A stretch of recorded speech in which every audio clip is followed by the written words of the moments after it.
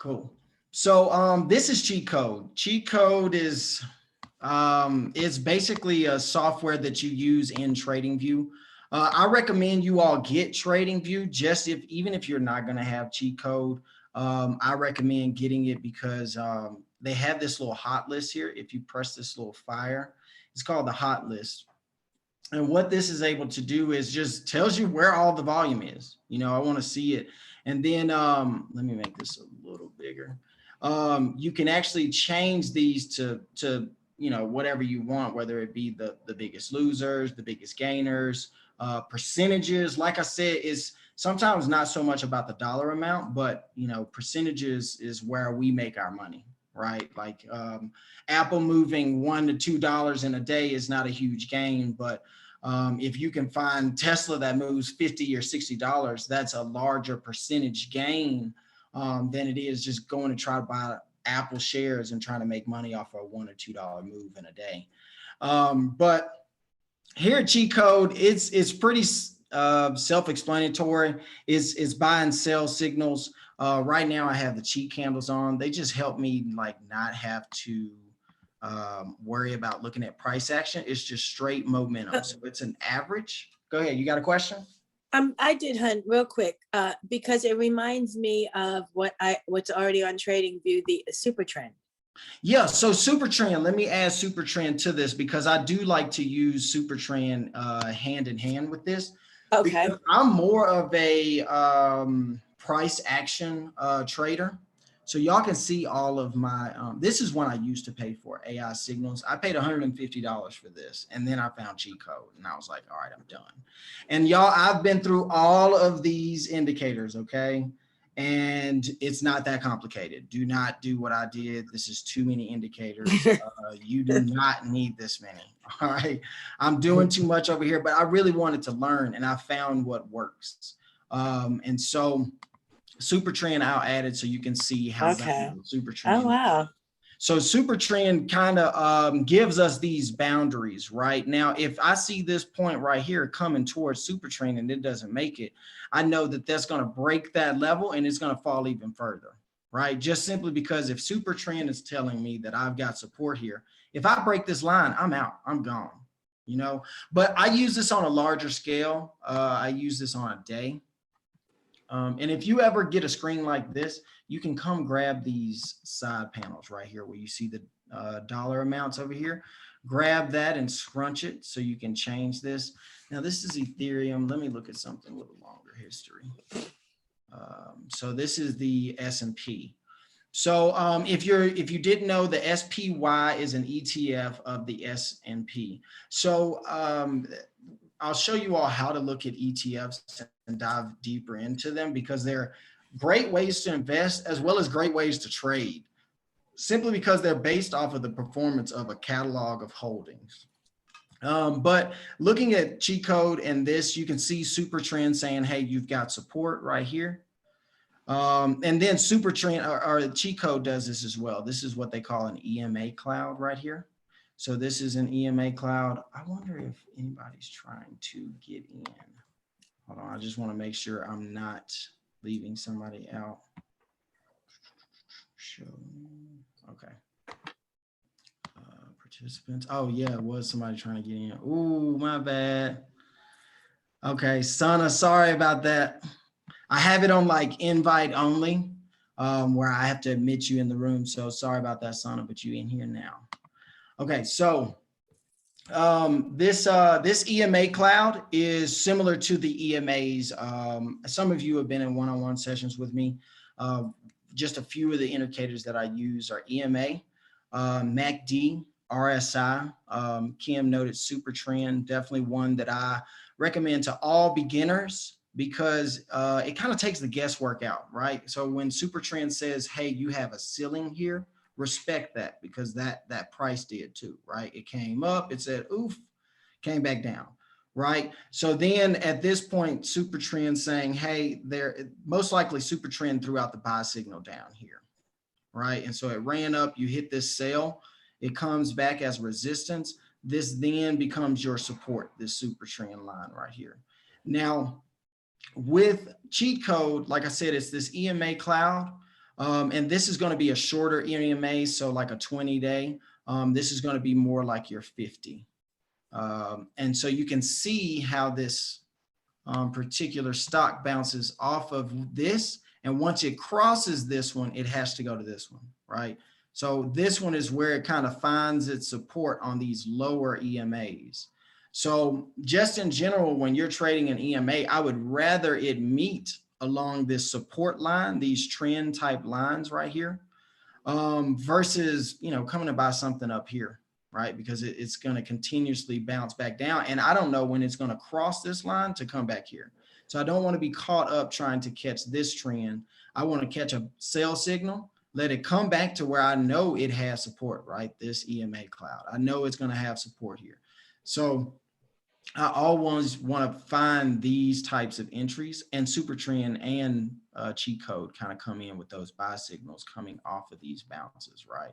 So it's like, if you know how to read a chart, you won't always need these tools, but super trend helps because super trend does this. This is what's different, right? It tells me that, hey, if I'm thinking this is about to bounce up, super trend's like, no, this would be a take profit for a put, right? So it's saying, hey, you need to sell. And if you were buying a put, if it came back here, this would be your stop loss, right? And if you're entering a put, this is your entry. But usually I do try to enter closer to the stop loss, right? So, I mean, this would be where it made the signal.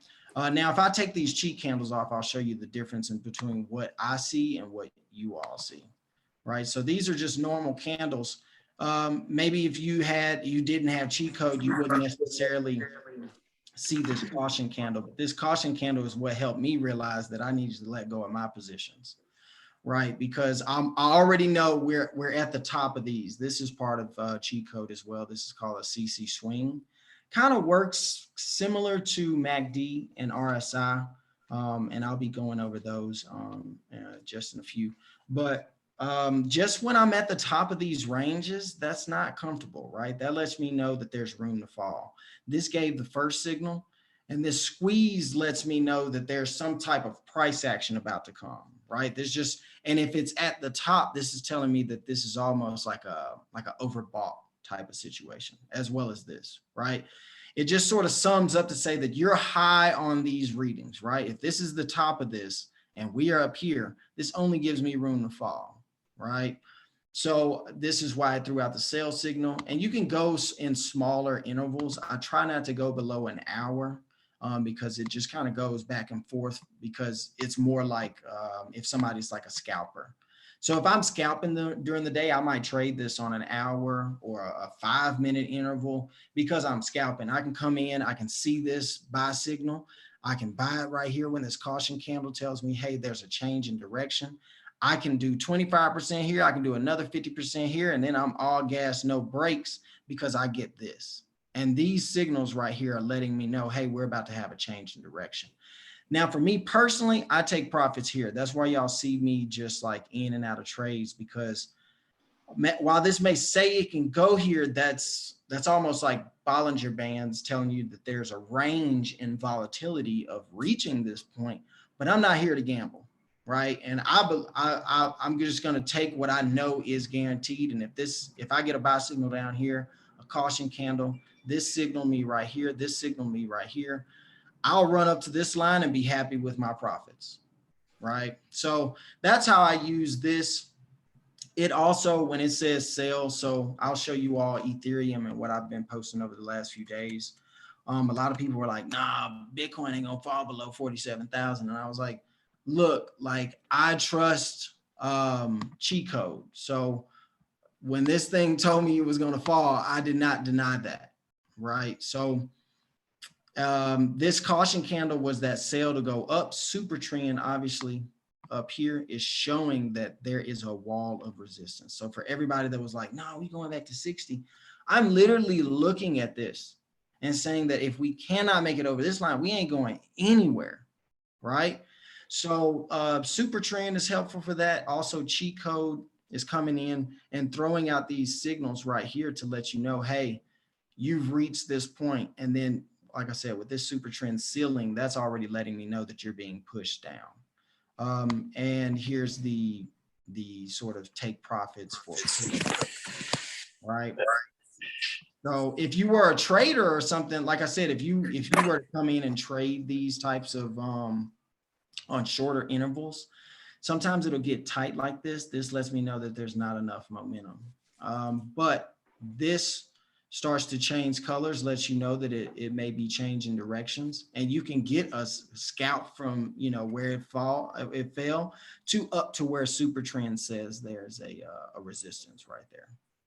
So hopefully that kind of breaks down cheat code just a little bit. For anybody that's serious about trading, I think it's the perfect investment, because the first day I had it saved me money because it let me know, hey, this isn't looking good. And what I mainly focus on is day charts, right? So I knew from the day chart that this wasn't looking good all up in here, right? Once we broke this super trend over here, I knew this wasn't a good look for Bitcoin. The day that happened was that April 19th was the day that I knew that I wasn't going to be buying any more of this until this was over, right? Because super trend told me, hey, we got support. No, we don't. No, we don't. No, we don't. Oh, we trying. No, we don't. So these are available for free in TradingView, not cheat code. So cheat code isn't free, but I recommend using TradingView, because when I first started trading, like I said, I used this this hot list right here. So that was, let me make sure that there's nobody in the waiting room. Okay, cool. But yeah, I use TradingView for this hot list. This is crucial. If you all are just looking for what's hot, let's say you're a day trader, all the volumes right here, right? And I just come in here and just, I mainly try to, but I'm not looking to trade anything I don't know. Don't go on this list and just be like, oh yeah, ET, let me jump into this. Like that's not how this, how you want to use this, right? You would rather be like, oh, I'm familiar with Tesla. Like let me trade Tesla, right? And this is how I knew Tesla was going down. I mean, it just wasn't looking good on here, right? So when cheat code says no, I don't know, and I trust it. But like I said, I can come in here and scalp Tesla all I want, you know, because you can come in and get these little ups and downs. So when it hits these little lows, you can come in, and this little move right here, that's, you know, $20. That's a lot in options. You know what I mean? I don't need too much of a move in options to make a lot of money. I could get a $2 or $3 move in something and make a lot more money than buying the stock. That's for sure. So yeah, if you're a day trader, you can use smaller time intervals. If you're somebody that's really trying to play it safe, stick to a day. So hopefully that kind of explains everything for cheat code. Anybody have any questions on it? Cool. So as far as the setup on your chart goes, is that like something that you learn on the side, or is that something that? Yeah, I mean, really, the books that I posted on my page, those really helped. Hold on, let me close this. Because the reason why I'm asking is I use Think or Swim, and some of the stuff you're showing, like they look like some of the tools I use, but as far as like the buy and sell buttons, that's not on Think or Swim. I don't know if it's on there. I pretty much use the Ichimoku and the Fibonacci tool, and that's it. And it kind of looks like this, but like I'm saying, it doesn't have the buy and sell sign on it that you show on use. I'm like, well, it would be nice to see a buy and sell sign as opposed to trying to like do like a calculation. Oh, okay, if it's below this. So that's what I'm asking about this. Yeah, so you can take cheat code off and just use super trend.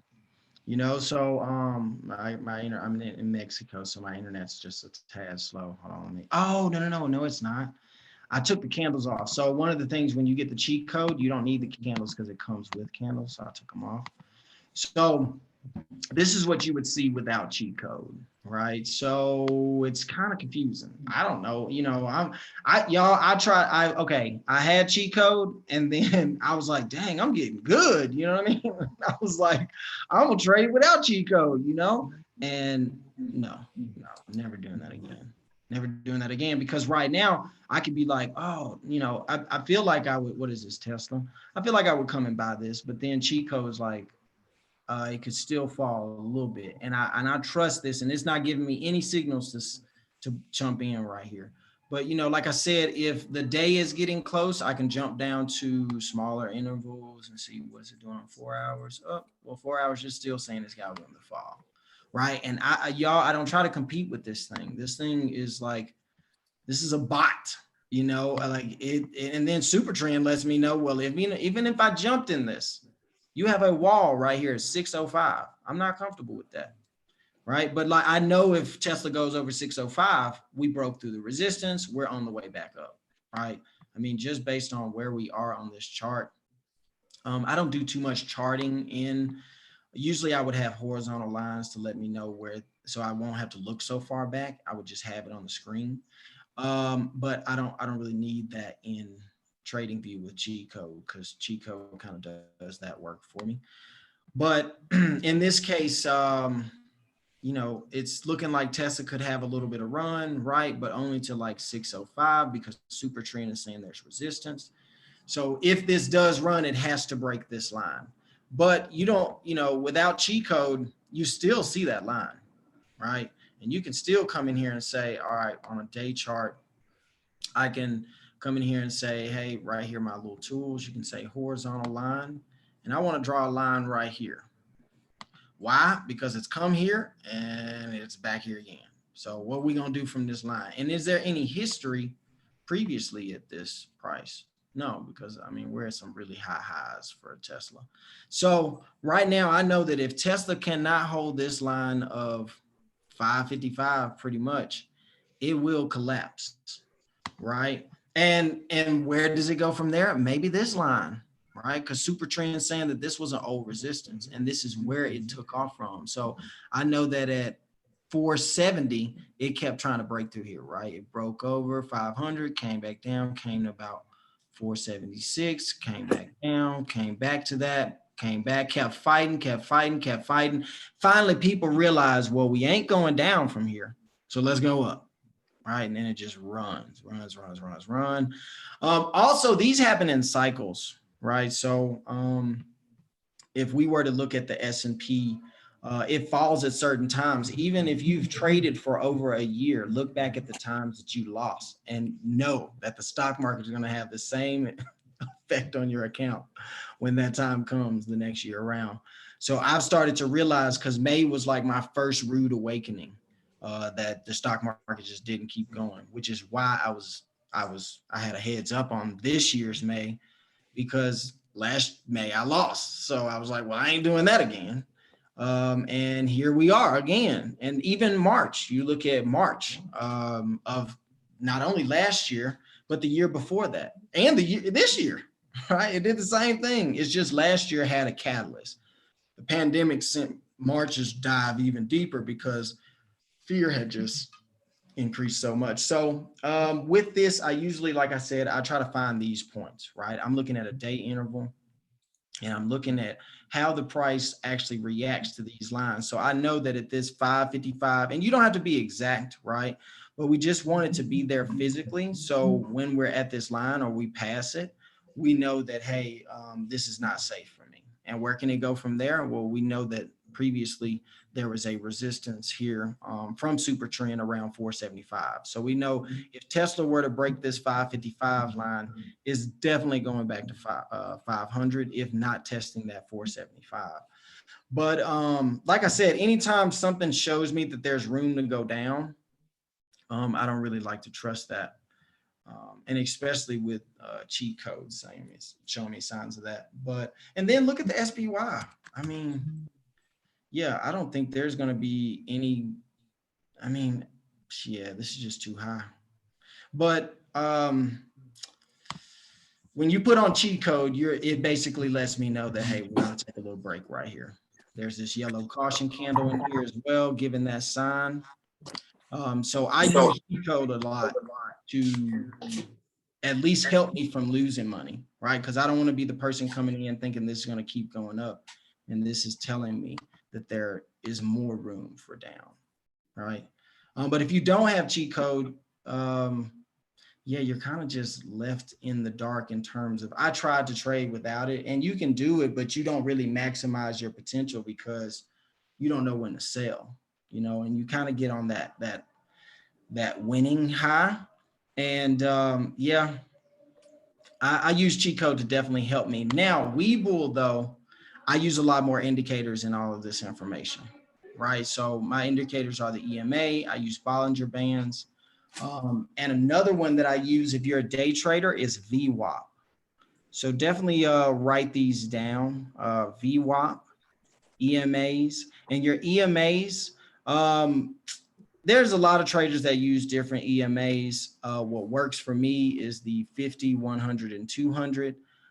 There's you can put it on the 20 as well, but if you are in Webull, let me make sure there's no participants waiting. Okay, cool. If there's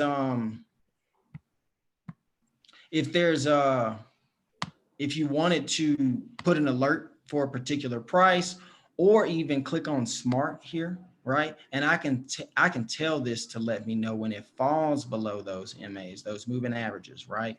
So I don't necessarily have to see them, but just know that if something falls below the MA 20, if it closes below that, it's going down, right? And honestly, with the Bollinger Bands and also your EMA in here, those lines are also present on the screen. So when this little, in the middle of the Bollinger Bands right here, that's a 20 EMA.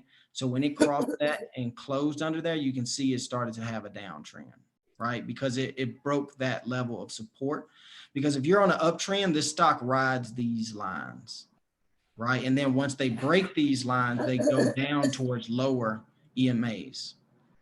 But you can actually set alerts. I suggest people that are interested in, the only reason why I put an alert on going above these lines is because I'm invested in it. So I want to know when it's going up. So the only reason why I came and bought this is because one, it was close to this 200 MA. And if you look at this, just Disney's history in general, right? This is a line that it respects. Even if it were to pass it, it just creates more of an opportunity, right, to bounce off of this. What really messes people up is trying to come in. Let me take some of this off so it can make it a lot cleaner for you all. Delete this. And these are the horizontal lines. I want you all to know why I'm putting them there. Look at where we had resistance, right? So if I invest here, I know that by the time we make it back to 182, I'm going to have some resistance, right? Because that was the last level of support we had. We kept coming back here. We kept bouncing off of this. And I would just come in and trade Disney on these bounces, right? Because these are over days, and I have Heikin-Ashi candles on here. So I can change them to Heikin-Ashi is a candle you all want to keep up with as well. It's something similar to cheat candles. So if you don't have the cheat code, at least you have Heikin-Ashi candles in Webull. You can also use these candles in TradingView as well. So please write this down, because for some of you all, it may be difficult to spot a trend. Like, notice the difference. Most of this is green, right? Most of this trend is green. If we change to hollow, we get a lot of mixture up in there. I mean, you could have thought this was down or something, and it's still going up, right? So I definitely always try to, and if you're still on a line, please stop. That is not going to tell you anything. That gives us no data. I don't know what high, low, open, close. I'm not even sure if it was a good day or a bad day, other than the thing went up, right? So if you're using a line, it's time to move on from that and switch over to candles, because they actually tell me where the price broke. So let me actually switch back to lines to see. So yeah, I don't know that this line is support by looking at these lines, right? I do not know that I have support here other than just this thing going up and down, up and down. But having these actual candles in here lets me know that on some of these days, we got pretty close in closing or opening, right, to this line. So once I knew that it broke that 182, it had to come down. So after we broke this line here, it's the 100 EMA. Once it broke that, we have to go to the 200. And the 200 right now is sitting at 165. Now, the reason why I bought is because right here in RSI, we are oversold on the day, okay? And if you look historically, we haven't been there since March. So the last time this was even at this point, the price of Disney was like $100. Right. So this lets me know that we have hit an extreme in terms of the strength of the price. This is called the RSI, the Relative Strength Index. So I want to keep up with this because I would rather buy here. Look what happens when it's low and then, right? When it's low and then, like, I don't want to buy when it's high because there's only room for me to fall, right? If this thing is reading high, I don't want any part of it. It just means that I have room to fall. So I always want to, I want to be looking at RSI on a day interval and looking for these types of positions. Now, let me be very clear. That does not mean just always come in and buy when this is oversold, or does it mean that you need to be waiting till oversold? Because some things, let's look at Bitcoin, for instance, may never actually go to oversold, but they have certain lows that are low for them, right? So this would be the low of a long time ago. So this was in September when Bitcoin was only $10,000. But when you hit a low down here, the price was around 47, 50,000, around there. Now we're heading back to these lows. And notice this MACD is creating an even lower low, right? And what's even rare is that Bitcoin is starting to enter into its 200 EMA, right? So these are the types of positions that, you know, you look for, right? Like, I mean, like MACD is lower than low. All we need this thing to do is start curling up, right? Now, and in terms of, is everybody understanding what types of positions you want to go for when looking at the MACD, RSI? Okay. Yeah. Cool. So when you're looking at these things, also to be very aware that, like right here, we created a high on MACD, right? But the price was here. Okay. We created the same high, but the price was here, right? So notice that just because you do want to make sure that, you know, if we're creating new highs, we're creating newer highs. So for instance, I could tell that Bitcoin was weak around 60,000 because when it hit 60,000, no, it created a new lower reading. You see what I'm saying? So if you're going to create a new high like you did right here and you hit the same levels, why did you go to that number and then couldn't, and then you did it again and went even higher and then you got lower over here? This right here was the first time that I needed to see that this needed to take a break. And now what this means, y'all, if I told you you needed to jump as high as you could, if everybody had expectations that you could jump the highest in the world, and I wanted you to do that, what would you need to do before you jumped as high as you could? Push down. You got to go down. You got to go down.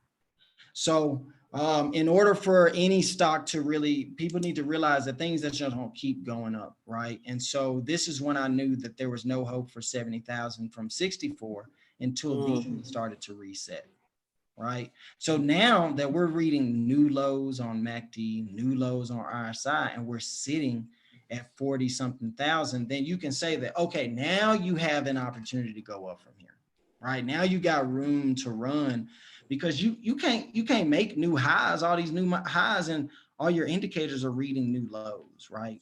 And your RSI right here is just diving. Now, this was a nice little run, though. You could have bought here and ran it back up. Like I said, you always have to keep these horizontal lines here because I know this is a resistance, right? And let me throw super trend on here. So for all my new folks, this will help you all. If you don't know where to put the line, it'll do it for you, right? So this super trend is saying, yeah, you're not making it over 60 without a fight, or at least before going down first. Now, when we go on, when this is how I find the trade, you all, I do not go after a trade until they in positions like this, right? So if we look at Disney, the only reason why I went after Disney is because it was right here for me, right? All the signs are saying, gee, wow, we haven't been down here on MACD since when? October, and the price was 120 something, and we up here in the almost, I mean, we were fighting to keep 200, but we couldn't. But now look at how it dropped to after it passed that 100. I told y'all, if folks start seeing these, number one, let's look back. We saw it riding this line. It broke this line, had to come to this line.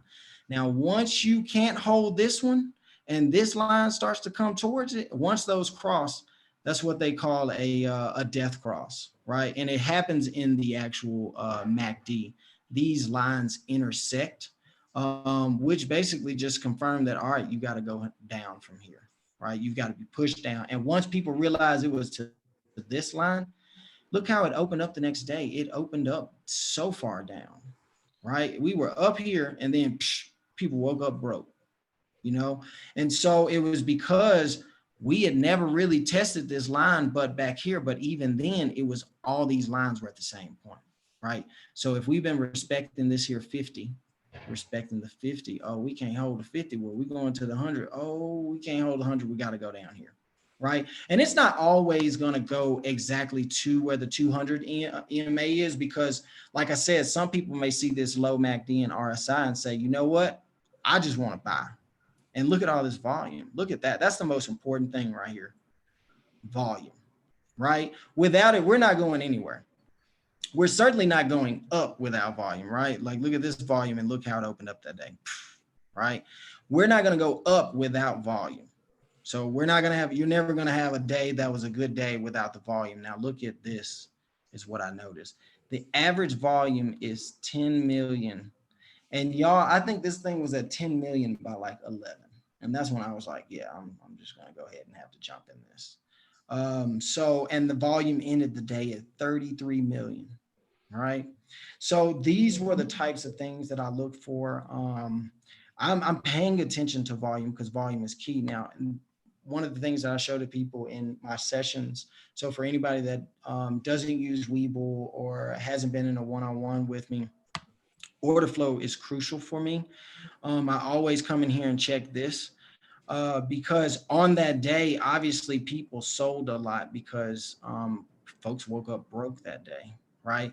But one thing I know is that there were a lot more people coming in trying to buy this opportunity. It's one thing to see this low and this going down, right? But to see that these were almost comparable lets me know that these people just woke up broke, right? But there's a lot of people that saw demand in here. And either it can, you know, because I can't force stocks to go up, but I do know when it's a good price. So because I have this blue line, one thing I have learned a lot of times where I do put these blue lines, they usually just end up coming there. But I bought anyway. I saw the VWAP. Like I said, the VWAP is crucial when you're looking at lower intervals under a day. It lets me know if I have support, right? This white line is my VWAP. Anytime the stock price is above it, this line is saying that the volume weighted in these prices is being pushed upwards, right? So you can see when it's below it is being pushed down, right? I don't want to close the day with my price under the VWAP because look what happened. It just fell, right? That's telling me that volume is actually pushing me down, right? You can see that all this while is just too close to that line. And every time it gets pushed down, then it's just too close to the line, gets pushed down. And it gets lifted up and then it comes back under and gets pushed down, right? I don't ever want to be in a position where my stock or whatever I'm entering is below the VWAP. So you all need to, especially people that trade options, you need to pay close attention to that, because if you're trying to work against that, you're going to be in a bad position because it's telling you that you are being pushed down by the volume in this particular interval. And it works best at opening and closes when it's the highest volume, right? So in the middle of the day, you'll see like a huge separation between the line. because the volume has died down. So even people that are trading, just know that there's certain hours of the day that you need to be trading, right? I usually don't trade between, so it's the market opens, the pre-market opens for people on Robinhood and stuff that opens at 8 Central. I don't trade until 9:30 Central. Options open at about 8:30. Now, if I know that my stock is down in pre-market and I know it'll pop up by the open, I'll buy something when the market opens for options at 8:30, right? And I can make all the money I need to make in the day within minutes just because the volume is so high, right? And if in a position like, let's say Disney, right? Disney literally was down, right? So it ended the day and wow, fell off, right? So after market, it just completely collapsed, right? So this is a dream come true for me, because that lets me know that at least we can do is get back to where we came from, right? So when this thing drops, this is the perfect, when things are down in the aftermarket, y'all, that is the best thing. And you don't need to be rooting for your stock to go up in pre-market because you see what happens as soon as you come out of that. What you guys what you all have to understand is that when things are up in pre-market, do you know that folks are itching to get their money? Right. And now the only thing that's probably sending this up is people that are novice, people that are thinking, oh, it's up, I need to catch it before it run off. And then they get caught up in this. And that's why I say also don't use smaller time intervals for some of these indicators because they go back and forth. Let me get some of these lines off my screen. So we're really looking at VWAP, but super trend will give you a buy signal, right? But you don't need to take that unless the signs are right for you. Like if you have Webull, you can come in the middle of the night when this opens up down and you can buy it and ride it into pre-market, right? And then you can sell if you want or hold it, whatever you want to do. I will dump cash at 3 a.m. or 4 a.m. and ride it for 6, 7, 10% and sell it once the market opens up because I know this is coming, right? I would rather be down in pre-market and aftermarket than up. Because if we ride even and then dip off a little bit and go too low early, it'll get this like crazy momentum that'll drive up. And then anybody that bought in here, all these big whales or whoever, and maybe somebody that took a loss and just happy to have some money back and they want to let it go. You got to be very cautious of these. Now this is called the Stocktastics. This will let you know whether something's going up, down. So when this is up and then it goes down, right? And then up and then down. So this is going to give you at least a quick synopsis of the momentum, whether it's moving up or down, up or down. So if this thing starts turning down, just know you going down with it. So I always keep this on the screen to just at least let me know, are we in a down position to go up, right? Because I want all of these to be down. MACD, RSI, this, and then we can go up, right? And so a move like that in options, this is what I live for right here, just this, right? This is all I need. And then the VWAP gave me the confirmation. The VWAP was like, all right, you're going to start and we're going to send you up from here. We got support, right? So I use VWAP if you're a day trader or you're looking to make a timed decision. Let's go look at what Mara was saying before crypto fell over the weekend. So opened up, it could not break over VWAP, got sent down, right? So, and the same thing here. I knew not to trade Mara because even though super trend or even I could have thought that this was a time to buy and maybe it would go up from here. If VWAP is over my price, I'm not comfortable, y'all. Because like I said, I don't fight these indicators. A lot of people need to understand that you're not smarter than these things. These things can collect way more data and see more things. So I always try to enter when they are at their lowest so that I can at least have the best potential to win, right? I don't ever want to be in a situation where, and like I said, VWAP does not show on a day because it's volume weighted. So it takes smaller time intervals and takes the volume from those. So anytime I'm coming into something, I want to position where I'm at a low. So looking at Mara, Mara is actually going to drop because Bitcoin dropped. All these little crypto stocks are going to drop. But I definitely would rather be in these types of positions where all these indicators are down. And if you put on Bollinger Bands gives you sort of the window of opportunity, right? It's saying that this is the volatility and range of this particular stock. So a lot of people may come up with predictions as to where something can go.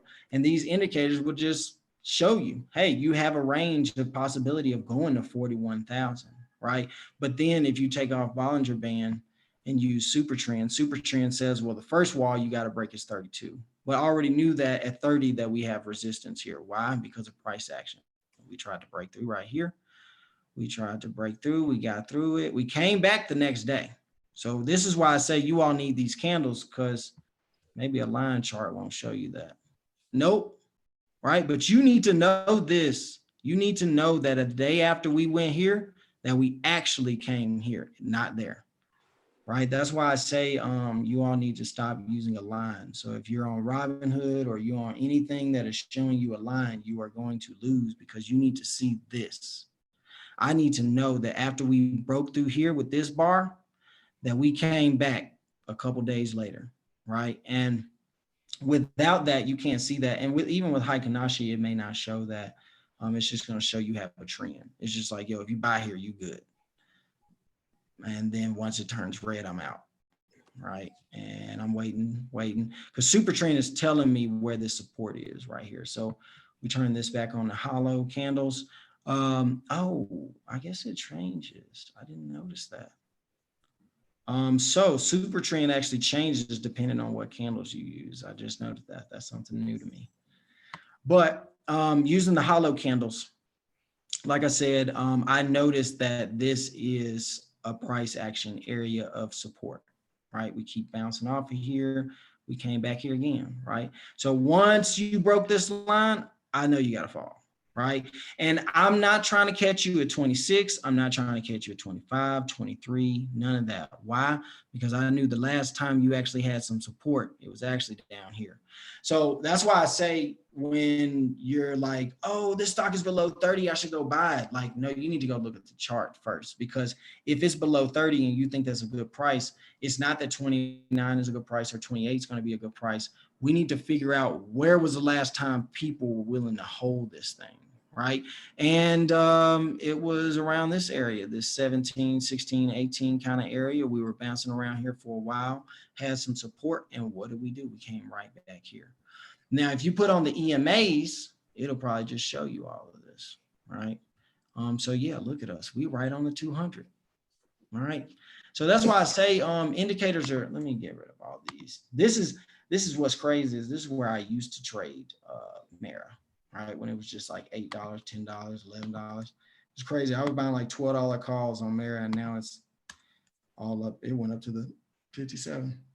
So right here, if you all were just looking at your EMAs, like I said, the 50, the 100, the 200, you can see how it operates with these. Let's take off Super Trend so it's not so messy. But this line, like I say, it's just the 10. It moves with the price. You can set alerts for when it breaks these, because like I said, when it breaks them, it's most likely heading to the next. So when it broke this line, this MACD was crossing right here. Once this MACD curled over to this one, like I said, when this line crosses and intersects the next, it is called a death cross, right? When it does it from the bottom and curls up. So when this orange line curls up towards this blue one, that's going to be called a golden cross, right? And that's going to send this thing back up. But just looking at where it is, and what we know is about to happen to the price of Mara or Riot or any of these crypto stocks, right? It's going to send them even further in these spirals, which creates just an even better opportunity, right? Because I know just from my previous line here that there's another support at 17, right? And that's just, like I said, off of price history, right? We were trying to fight up towards this line, broke over this line, came back to it. boom, boom, boom. And now here we are again. That's why I say it's so important for you all not to chase stocks, because even if you missed out here and you're like, dang, I wish I would have bought it, it's up here. Don't go chasing it, because look at us. We right back here, right back here. These stocks do not just go up. They have to come down. We do this to make money. So if I made some money, how long you think I'm gonna stay up here?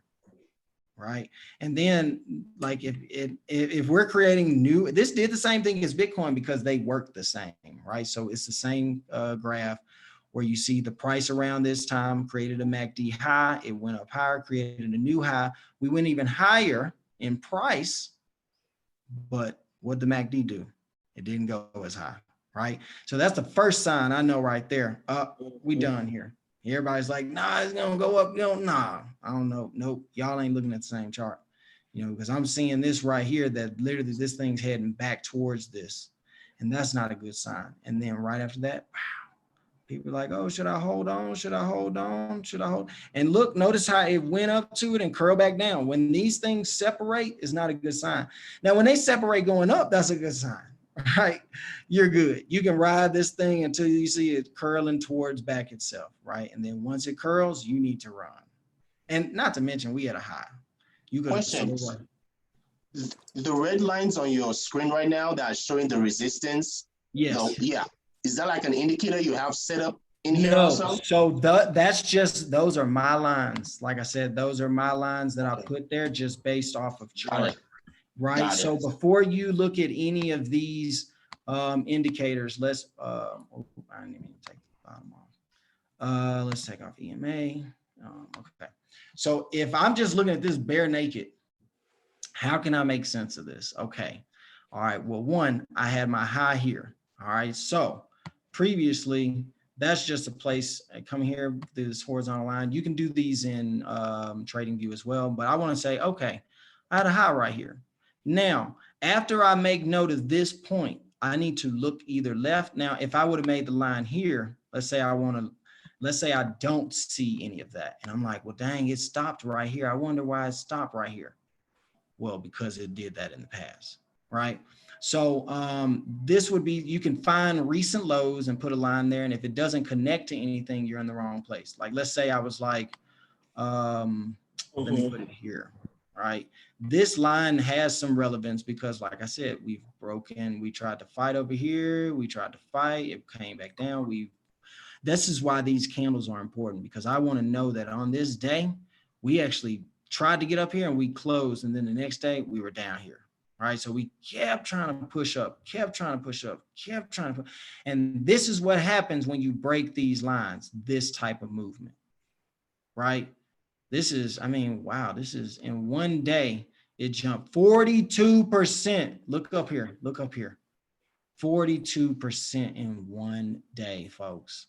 That's why I say you got to pay attention to this, because when we start seeing this, right, I want to know, are you going to jump through this line? Let's go. Because once it jumps through here, I'm all gas, no brakes right here.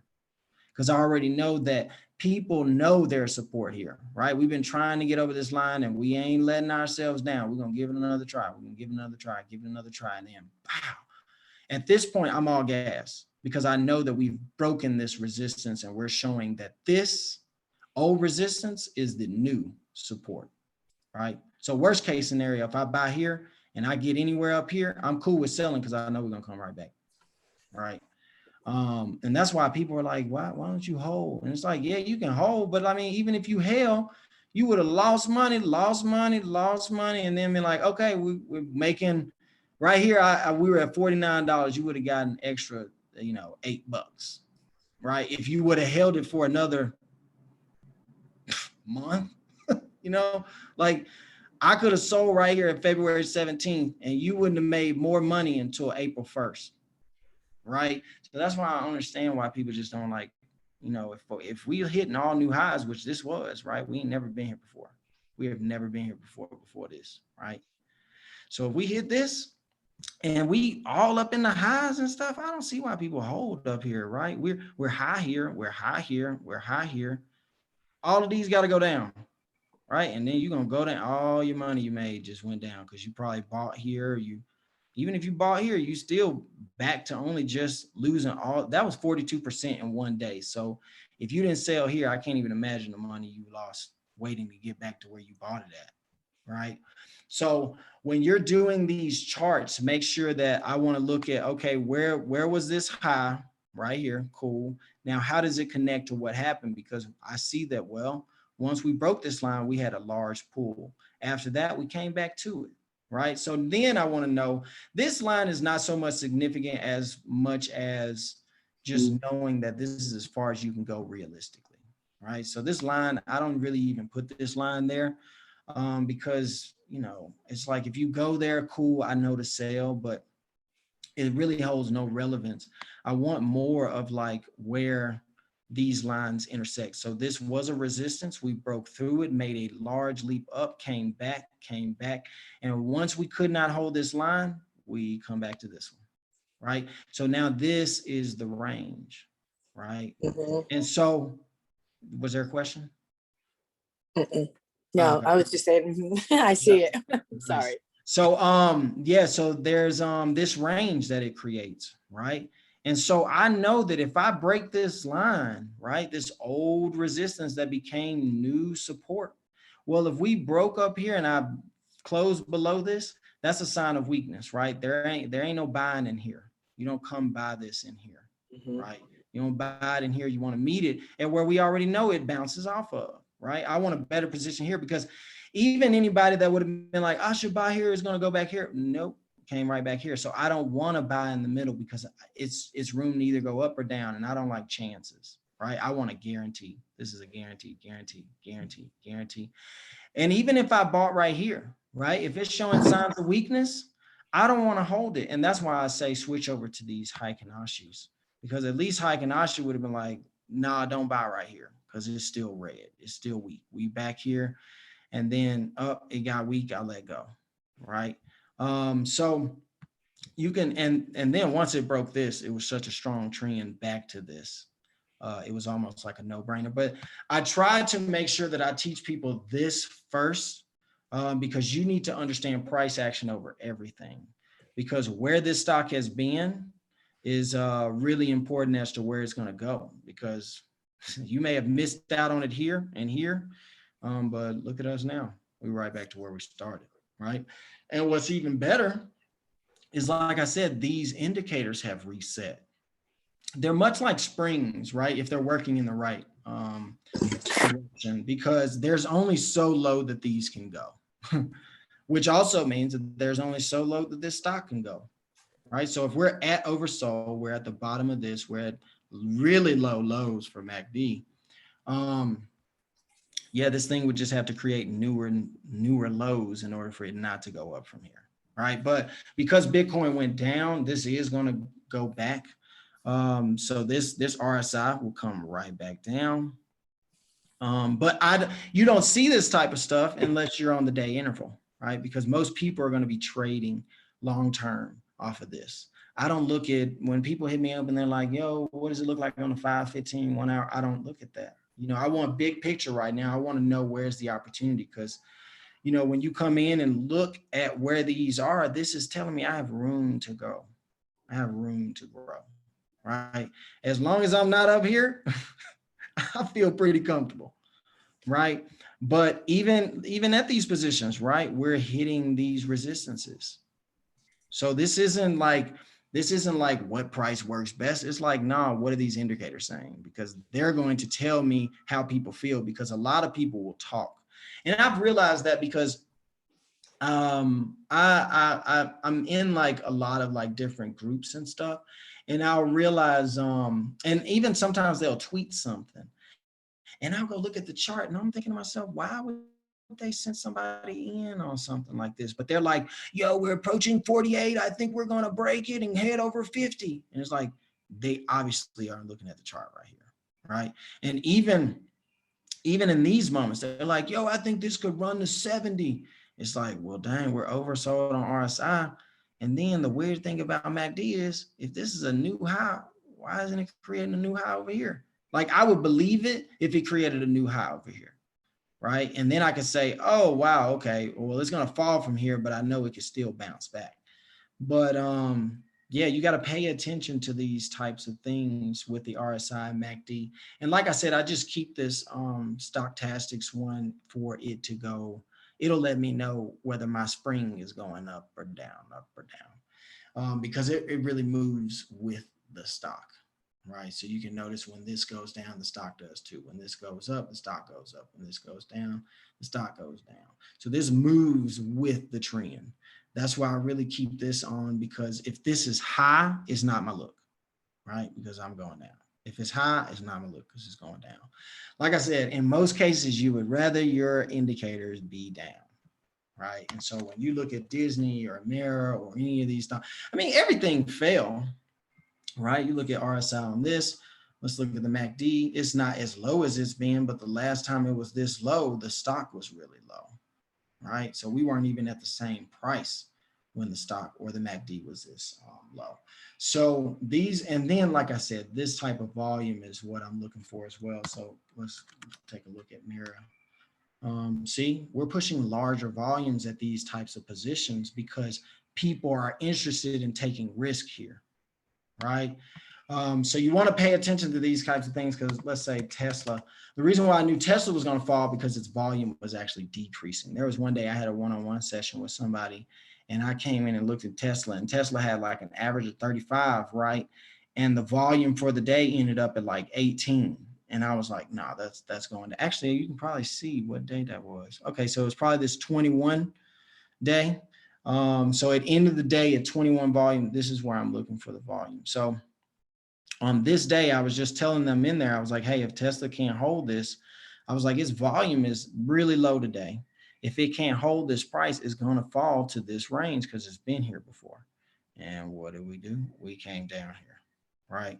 And so the reason why these lines are here is because, one, we hit a low. I know that there's a dead end right here in terms of support, right? Because we hit RSI oversold, we hit MACD was a new low, right? So I know for certain that this is my red line. This is where, like, yo, Tesla come down here, I'm willing to reverse mortgage on my house, and I might be all gas, no brakes, you know, just because of the chance I'm willing to take, right? Because we're at the bottom here, with the bottom here, with the bottom here. I've been making a lot of money on Tesla just off of the fact that it's in a buying position and people are hungry. There's this, they just don't know when to jump in, but I do keep up with order flows. So I'm only buying on when it's green in these days, right? So because I want to know that there's large leverage with me. So any day Tesla is being, you know, oversold, right? I'm not really trying to jump in because yeah, even here you can see that it's still doing a lower than average volume. So I keep up with these types of things in terms of order flow is crucial, because the large scale order flows, they only show the last 5 days in Webull, and it's so important to keep up with these because this is what we need, right? All this medium and small, that's not going to move a stock, right? That's not going to help anybody move. That's me and you in here trying to make some money, right? But these large orders, these are institutions or large traders just making high volume orders that can move a stock. But like I said, in terms of indicators, this is still a position where I'm comfortable to trade. In your MACD too, there's the histogram right here. And when this changes colors, right, or the deeper it gets, obviously, the lower this is going to go. When you can see it easing up out of here, right, then we start to kind of have uptrends when you can see it making its way out of the red and into the green, right? And when it's in the green and starts turning light green, so it does its dark green to light green, then you're showing signs of down, right? So that histogram is something that's important that you should keep up with. That's in the middle there, because those colors are very important. So we're dark green here, and then we start going to light green. And like I said, it just fades out. But the line in the middle is just as important. So all of these individually will tell me what's going on with the stock, as much as the volume, the order flow, as well as these indicators, right? So if we turn on Bollinger Bands, we're probably at the bottom of the Bollinger Bands. Yeah, because we at the bottom of these indicators, right? Like I said, the best entry is going to be at the bottoms, because boom, I'm trying to catch a 19% type day. And that's right there, right? We're looking right here, 19% just from coming off of just this indicator, right? We see, wow, we're creating new lows right here, and we're at a low RSI oversold. This is at the bottom, Bollinger Bands at the bottom. I'm willing to take some risks right here. And then we can see the volume starting to spike up. And then you're like, okay, I'll buy here. And that's the kind of jumps that you want. That's 19% in a day. I mean, if you could get an option on a day like that, that's where I make my money, and I make it comfortably. Because a lot of people ask me, do I lose? Yeah, I lose, but I'd rather lose right here than up here trying to play something ridiculous, right? I've learned too much that, like, you can't be like, all right, it's gonna go up from here. We're at 900. It's gonna go to 1,000. No, let it come back down, and then we can get it 500 and just keep running it up and down, right? Because these are, you can buy it, sell it, wait for it to come on back down, buy it, sell it, right? And most of the times I'm waiting for these types of extremes. Like, I prefer when RSI is in these positions and MACD is like low and pushing its way up, right? A lot of stocks are down this week though. So there's a lot of examples that, you know, I can show you in down positions. Now, something like ACB is, I don't trade this anymore, but this could be, right? It reads all kinds of ways up and down this thing, because I guess people are like trying to fight on whether or not they're willing to invest in weed. And then the company has to be profitable as well right now in order for them to even be willing to invest. So that's why I don't really trade everything. I stick to really trading like blue chip type of, like, I get a lot of people asking me about a lot of stocks. While my watch list is, it's not long, but most of the names in them are reputable names that I know that they have volume. Like Shopify is one that I would actually buy it at $1,000 and let it run up to wherever it wants to hit these resistances. All right. Let's put on an indicator, super trend, because super trend is always helpful, especially for new traders. We'll take off Bollinger Band so you can see it. But anytime it comes down to this line, I buy it. Right. And I only buy it down here. Right. Because I know that from this line, I'm going to make some money. Right. The closer I am to this line, and even if super trend's saying, hey, you got support. Well, if I got to buy it at 1085, I'll buy it at 1085, because super trend said that we were close enough to my line, but hey, you've got support here. And notice how it bounced right off of super trend. So it didn't even come back to my line, but super trend is going to let me know that that move was going to happen, because otherwise, honestly, I would have waited for it to be here. Now, one thing I would have done is waited like right here where it breaks through that super trend. Well, now I know the market's weak, right? Because this is just letting me know that now we've closed below that. We're definitely heading to this line that I drew. And you notice how people are fighting to keep it over this. Right. So I know next, if Shopify cannot stay above this line, I know where we're going next. But let's say I wanted to buy Shopify. I know that I can ride it to 250 or 300. Well, as of super trend, I know that I have a ceiling here at 1250. Right. So if I were to buy this, I could stand to make that at least. And just because historically, I know it can go there. Right. And even right here, we had some resistance. And let's say we move this line to where super trend is. Notice what happened around this line, right? We tried to fight it. We broke over it. Like I said, when you break these lines, you can catch that run. That's the only time I recommend chasing a stock, is if you've done the research and you see that we just broke over something. That's the only time you can really chase something, because that is more of a confirmation of a bullish trend, right? So you can chase something like that. But you'd rather buy it here so that if it does come back down, you know you need to let go of it because it's coming back down here, right? So that's why when people ask me, do I lose? It's like, I know when to sell. So I'm not sitting around waiting for a loss, right? I don't buy here and then say, I hope it's going to go up. And then when it comes back down, I'm not like, oh, well, it's going to go back up, because I know before it has to go back up, it's going to come back down, right? Even when we tried to break through right here, let's say you bought and then it came back down, you need to let it go because we're coming back here, right? And then let's say you bought right here. If it comes back down, you need to let it go because we're coming back. And so you're able to put these stop losses in to say almost like risk-free trading, right? You're like, well, I know that at 12.53, if it breaks over this, we're going to run, right? And I can make some money over this. But if it doesn't, I know I need to let it go because I got another opportunity to buy here, right? Because look at even what happens around this area where the super trend is, right? We've fought plenty around here, right? Now we broke through it. So if my line was here, technically this has room to fall, but I personally know that this has supported these. You just have to be familiar with whatever stock you trade. And it's all going to be based on, what risk you want to take. But there's a lot of easy ways to make money. You just have to focus on the percentages. That's the key to really trading, is like trying to find out where you can either make the dollar amount, right? If you have $1,000 to invest and you want to make a quick $250 or 400 or 300, you can go find things like this, right? That move in these types of ranges, right? Because even right here, I remember buying it at like 1,090 something, and the thing just ran up, and I made $400 just from this, because I knew right here, I was like, all right, I'm happy with 250. So I put a stop loss. I said, if you fall back, I'm gonna lose $20, but I'm at least get my 200 out of it, or I'm gonna lose, $20, but I'm at least get my 200, right?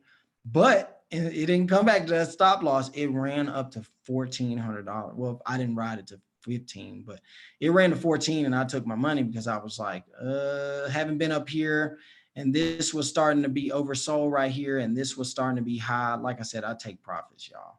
So once it got up to here, I sold, simply because I knew at some point you were at least going to have to come back here or here. So I'm not trying to be hopeful up here and be like, well, you can keep running. I don't know that. I'm going to take my money from here to here, because I know there's another day to trade at these levels, right? And here it is, here it is, here it is, here it is, here it is. We're always back to the same levels.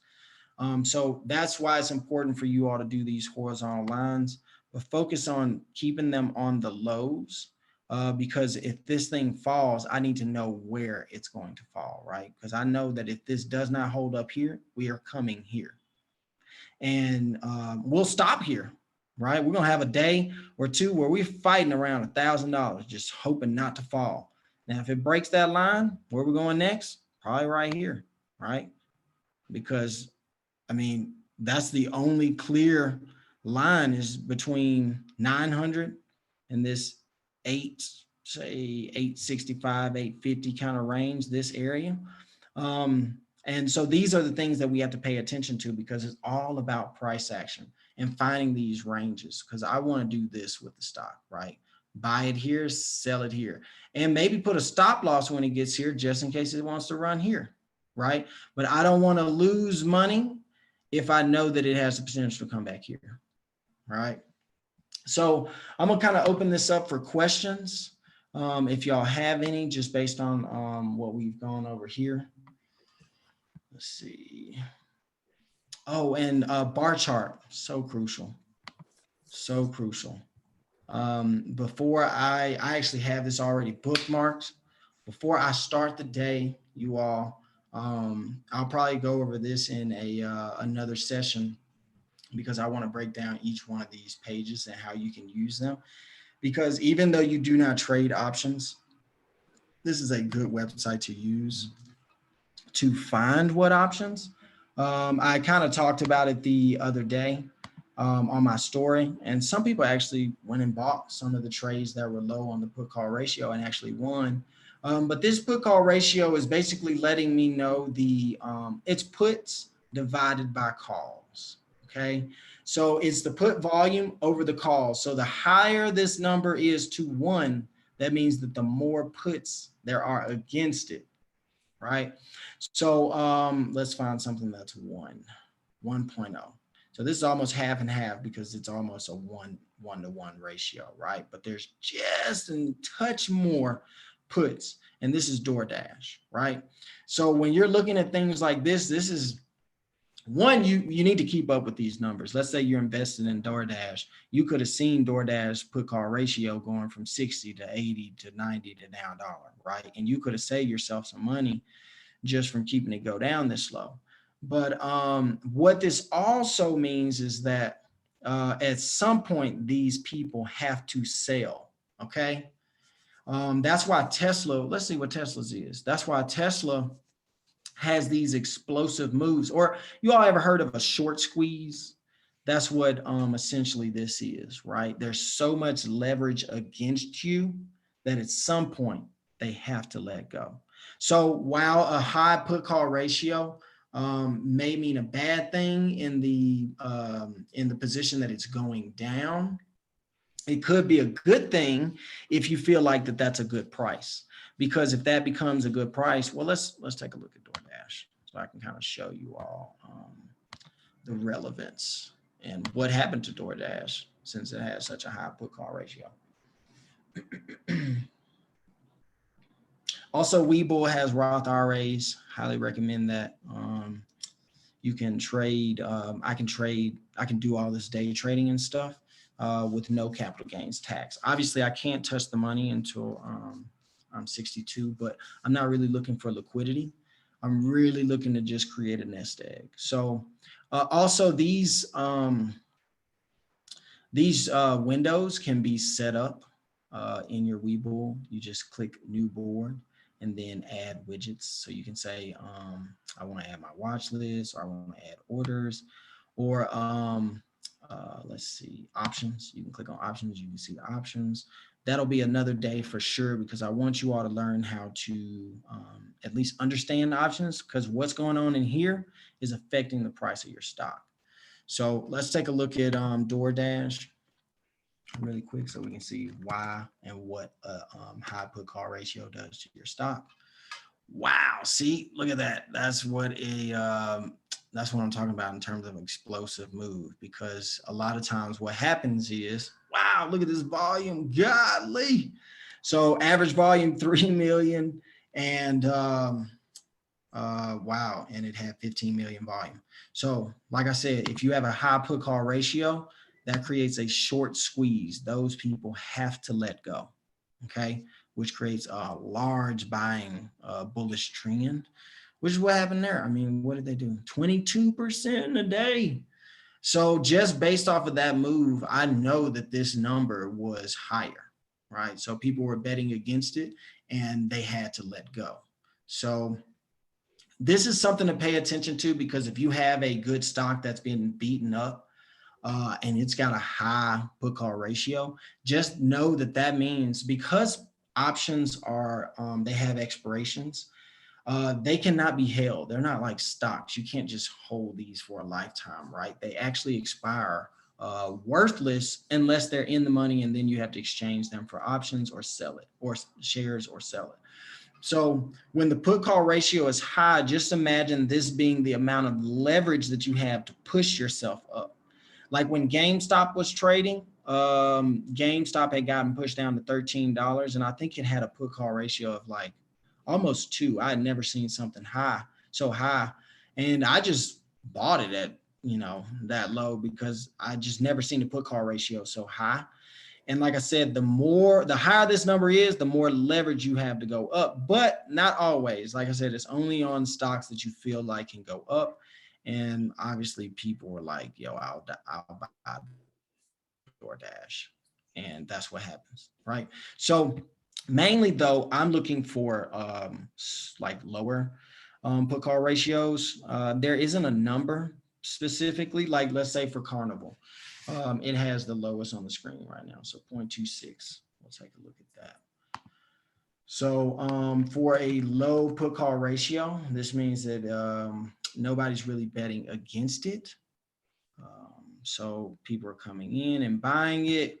And I think this might be some sort of play back to reopening, just Carnival, but I don't really trade Carnival Cruise. But this basically is saying that if this is indeed support right here, this line that I have on the screen, because like I said, although I don't trade anything, you'll find that I chart a lot.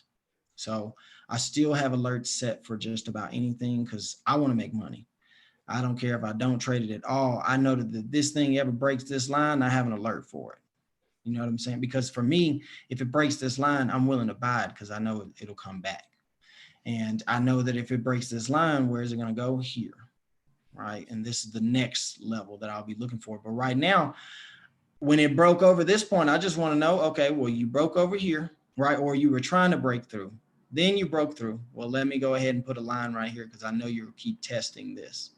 And so with that low put call ratio, you can see what the MACD did. It came down here, reset itself. RSI came down. And like I said, they don't always have to go oversold because look at where this is and the levels at which it kind of operates, right? So this may be its low for RSI, right? So you just have to pay attention because sometimes RSI may not come all the way down to 30. 30 is just how the market gauges this. So if you set this up, 70 is the overbought, 30 is oversold, right? So it won't always hit this line, but if it does, just know it's all gas, no brakes, right? Because even right here, people could have bought and then this day it opened up 39%, right? So, I mean, like I said, the best entries are down here. You're going to have your best opportunity for success and less fear in these types of positions. Because even if I know I get in and it goes up and right, and you have a day like this, you can either set a stop loss or just be patient because you know that if this was the good entry, then I would be willing to invest more if it came back here, right? And then it just turns out that you can ride this trend, right? You can sell here or you can hold through this, right? Because it's still showing signs that it's opening up, right? And then super trend was telling you, hey, you got support. So if you're ever coming towards super trend support, you need to be at least looking for an entry because it'll bounce off of this, right? But if you're heading back towards it, just be prepared to let go if it breaks it, because that's what happened here. But still, it didn't even break my line at $24, right? Let's see what the low was that day. The low was $24.29. So it didn't even get to $24 even, right? So that's why I say it's important to put these lines on the screen because you don't even have to trade these stocks. I don't even trade Carnival Cruise and I still have that line there, like I said, and you can see how it respects that. So if you were to trade Carnival Cruise, you would have known that $24.29 was a good price, and you could have bought it in one day. That's just 8%. The day before it did another 1.49. So in a couple of days, you could have made almost 10% right there.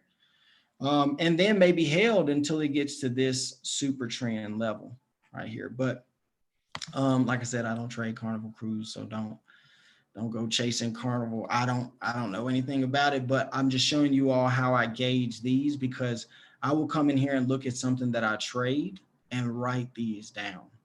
And I want to know, are they going up or are they going down? Because if I'm looking to buy a call or I'm looking to invest in something and this goes from 40 to 58 the next day, I'm not interested. I'm gonna give it a second, right? Because I realize the leverage against me is increasing. Okay, so if it were not for puts, I think the market would just go up, right? So the more of these you have working against you is not good because that means that people are putting money against your asset, right? And another thing, if you just want to gauge the general sentiment of the market, you can come to the ETFs. The ETFs are the SPY, the QQQ, the NASDAQ, the S&P. These are the indexes that run those, right? So the reason why the market went down is because of this, folks. Look at this high put call ratio, right? So these are the types of things I come and look at. But like I said, the higher this number is, the more spring you have to load out, right? Because these people, all 63% and all 57% of them, they have to let go because now that the asset is low, they've made money, right? And just like anybody that's made money going up, they sell. Well, anybody that's made money going down, they're going to have to let go because they certainly cannot hold because the prices are going to be too good, right? You've pushed the prices down and now it just creates a better price. And then with these put call ratios so high, it can only really shoot up from there. I mean, this thing is almost 2. at 2. So that's how I'm able to see whether the market is going to go up or down, really focusing on these put call ratios. That's why it's also so important that if you do not trade options, you at least need to know what's going on behind the scenes, because some of you all are buying stocks that have high put call ratios and they just started building up. Right. So if I come in here and look, and let's say Apple was at 63 and then we come on Monday and it's 70 or 80, I'm not interested, because I know at this price too that there's room to go down. Right. So just keep track of these.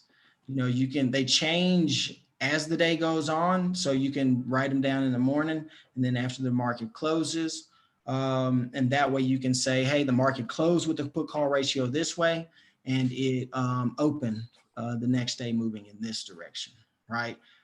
Because the change in this is going to tell you the real change in sentiment. And like I said, if this goes up, you have more people betting against you. If this goes down, that resistance is being eased, right?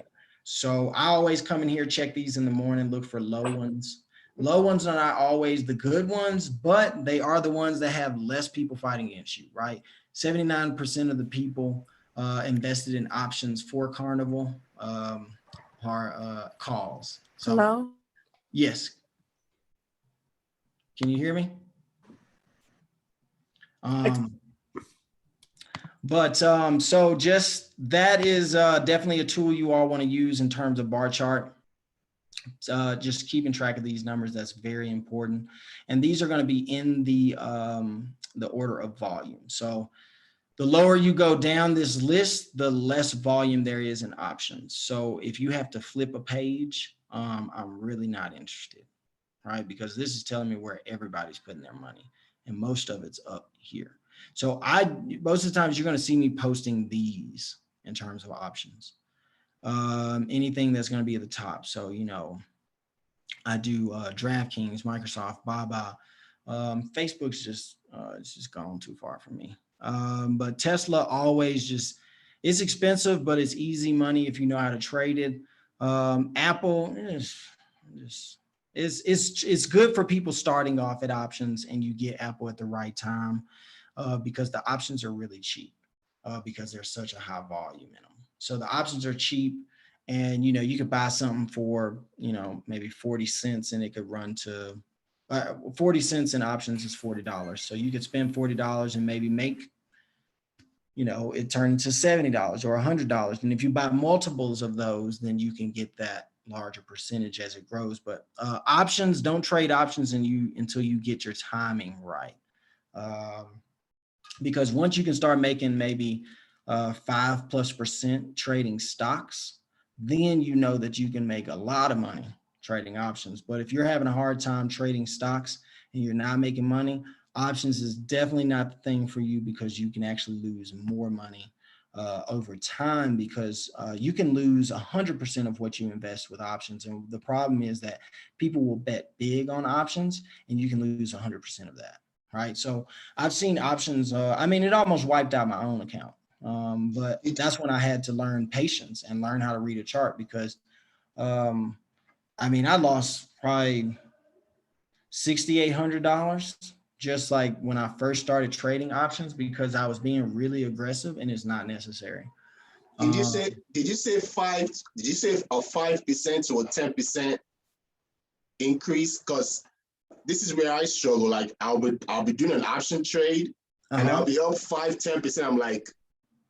So at least for me, until you said it now, 5 to 10%. I'm like, nah, I need to get to like 20. If I'm not getting to 20, I'm not leaving it. And I'm looking at the chart. I'm like, you should probably leave. I'm like, nah, it's 5, 10.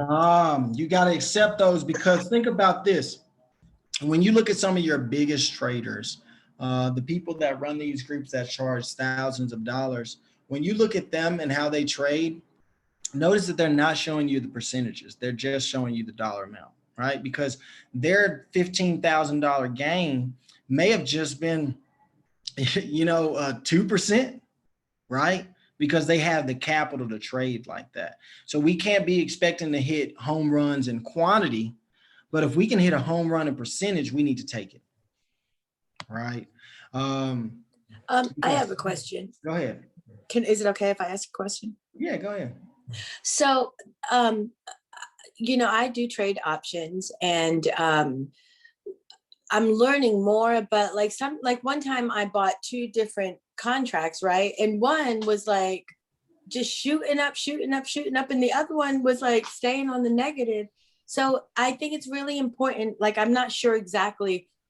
I know, look for the volume when you're buying the options, like the one with all the volume. And I've been calling them a little bit better, but I still I know that sometimes just buying the wrong contract can make you lose money, even though the stock's going up, right?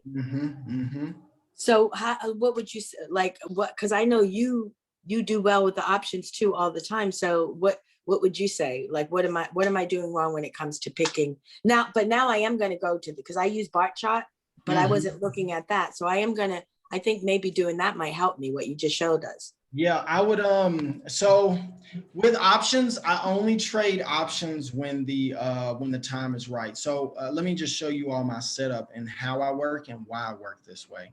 Okay, because a lot of people are like, what time interval? What works best? I look at them all, okay?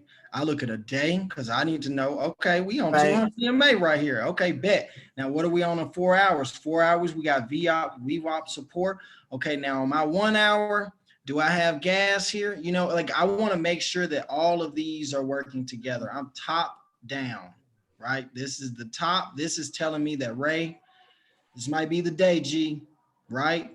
And then this is telling me that this, just wait on the right hour, right?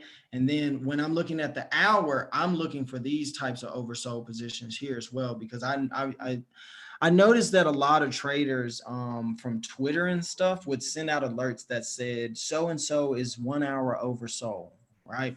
So that's what made me kind of start looking at this. And you all, like, don't just come to me for knowledge, right? Like, go follow some of these bigger names, right? I do. And just listen to them talk, right? Because even hearing them, like knowing that when something closes under the 20 EMA, right? Or something hits the 200 EMA, right? In a position like this, right? So these are the types of things that I hear. I remember watching a FinViz video, and the guy was telling me how to set up a screener, right? And just hearing him talk, I understood what I needed to look for, right? And the FinViz, I have it set to the screener. So when you first come here, it'll go to the home page, which looks totally different. But I click on the screener, and there's certain things that I look for when I'm screening something. I want these fallen positions, right? I want oversold, right? I want something that has options, okay? Like you do not need these groups to help you find what you need. Just know what you're looking for and then study that, right? I need to learn patterns. I need to learn what is RSI. Well, because if these are screeners, right, all of this is important, right? If people use these to find different things, these are all important, right? So this is the moving average. I told you if something falls below this, is going down, right? Now the 50-day, I need to know, I want something that's below it because that means you've fallen, right? So you can choose different things. You can say below 10%, across, above. So hey, it crossed the 50, crossed the 20, going below it, which means it's going down. If it crossed it above, that means we're going back up from coming down, right? But me personally, I just want it to be below it.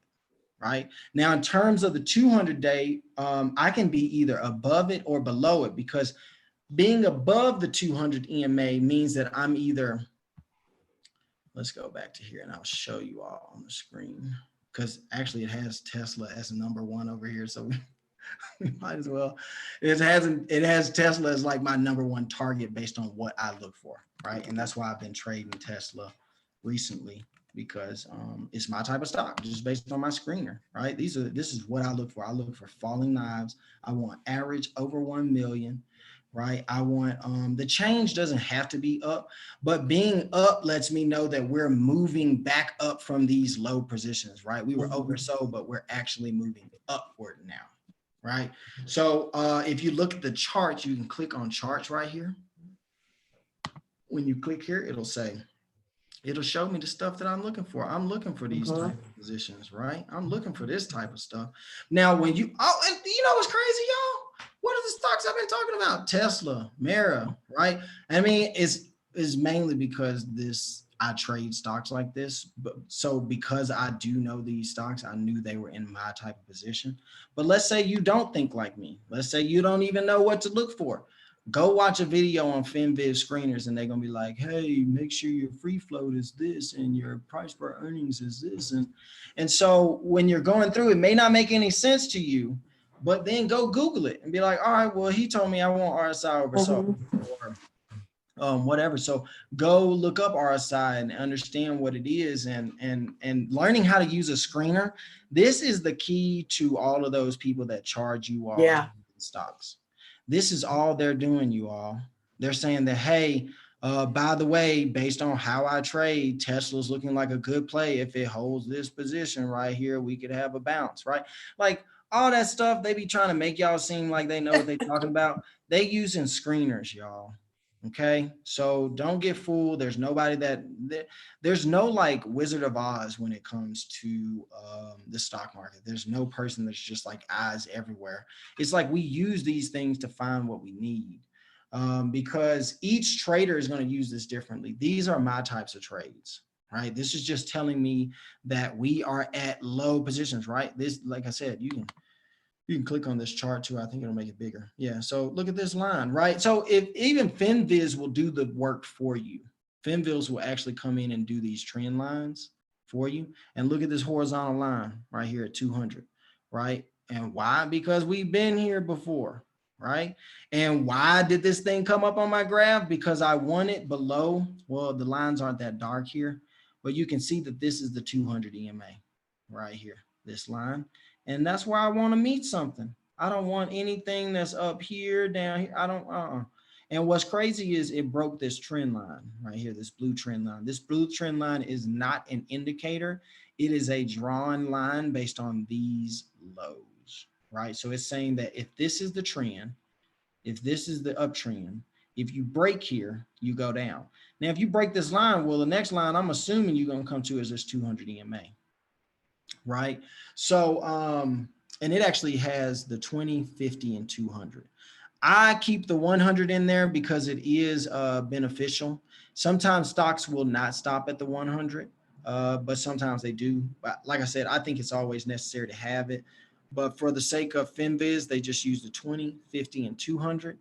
And this is how I come to find the stocks that I need because I use a screener, you know, and I use this based on what I'm looking for. Let's say the price was below the 200.